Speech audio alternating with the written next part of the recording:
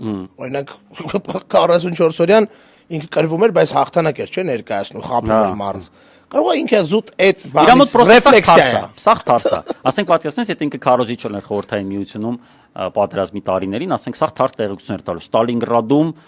մեծ կորուստներ են, մեծ կորուստ։ Ես ես հիմա Ստալինգրադում, Ստալինգրադը չկա։ Կամ չկա, ես հիմա Ստալինգրադում այստեղ կրակոցներ չկա, բան արևոտ ինչ որ նկարներ, բան նռան ֆոնի վրա ինչ որ անհասկանալի Ստալինգրադում էլի։ Ու պրիտոմ պատերազմի ժամանակ էսի ասում է սրան ասում էին մեր Լևիտանը պատերազմի, դել տենց մտնում էր սրտիկում էր էդի Լևիտան։ Արա քեզնից ինչ Լևիտան, այ Գիբիոտան ես դու։ Դե Էտա, լավ, ինչևէ, հա, հարցնում են մեզ Էդգարը արդյոք մշակելու է Արծրունին, այո, իհարկե, Էդգարը մշակելու է Արծրունին, ես ավելին ասեմ, առաջին ինքն է ուրախացել, ես կարծում եմ առաջինը Արծրունի բարեկամները եւ Էդգարն են ուրախացել այս